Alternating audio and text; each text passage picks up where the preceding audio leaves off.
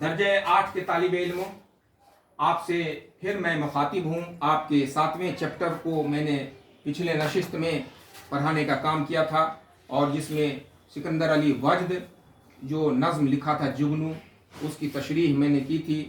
आज आपके निसाब में शामिल जो कुछ नज़्म है, नज़्म में जो कुछ मुश्किल अल्फाज हैं उसका मानी भी इसमें लिखा हुआ है, लेकिन मैं एक बार इसको पढ़ देना मुनासिब समझता हूँ।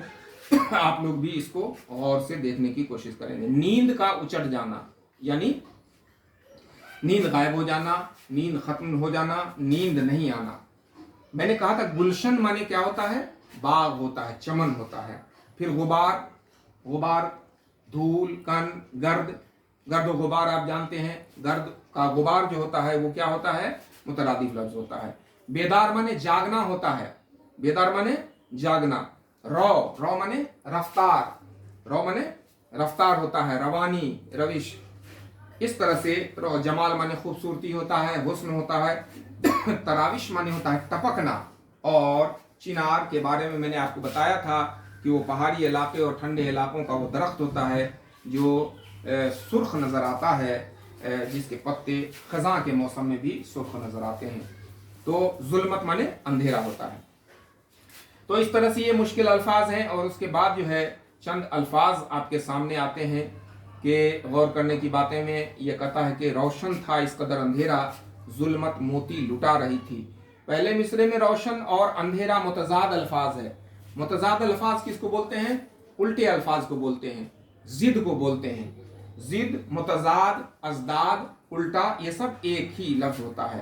तो जुल्मत का नूर भी होता है, रोशन भी होता है, लेकिन खूबी यह है कि इन अल्फाज से रात के अंधेरे में जुगनुओं की रोशनी बयान की गई है। इसी खूबी को दूसरे मिसरे में जुल्मत और मोती अल्फाज से जाहिर किया गया है। तो इन तमाम अल्फाज पर हम लोगों को गौर करना है। फिर यहाँ पर चंद सवालात हैं जिसके जवाबात आपको खोजने हैं, और आपको इस नशिस्त में मुमकिन नहीं है कि इस सवालात को ये किया जाए हल। आप हल करें, और जब हम आपके रूबरू होंगे तो फिर हम आपसे इनके जवाब तलब करेंगे, आप जवाब दिखाएंगे। यहाँ कोई दुश्वारी होगी हम बताने की कोशिश करेंगे।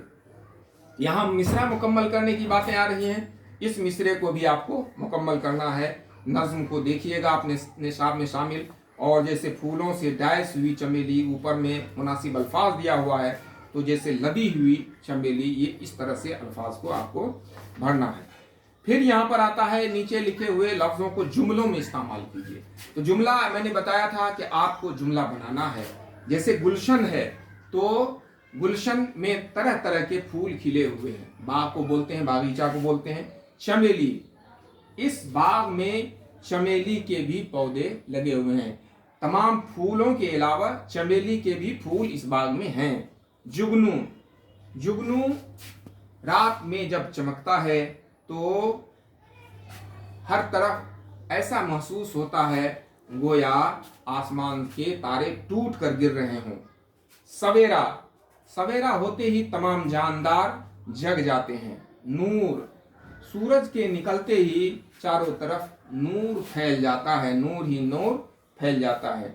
इस तरह नीचे लिखे हुए लफ्ज़ों के हम काफिया लफ्ज़ नज़्म में तलाश करने के लिए कहता है। अकेली, हम काफिया अकेली, चमेली। तराविश, तराविश जैसे है यहाँ पर, तो हम लोगों ने देखा था तराविश है तो बारिश, इसका ये रदीफ हो जाता है। उसके बाद अंधेरा है, तो अंधेरा है तो सवेरा हो जाता है इसका। और फिर अंधेरी है, अंधेरी, इसमें अगर अपने से इसको जोड़ा जाए तो अंधेरी का मेरी, तुम्हारी, इस तरह से ये हमारा काफिया मुकम्मल होता है।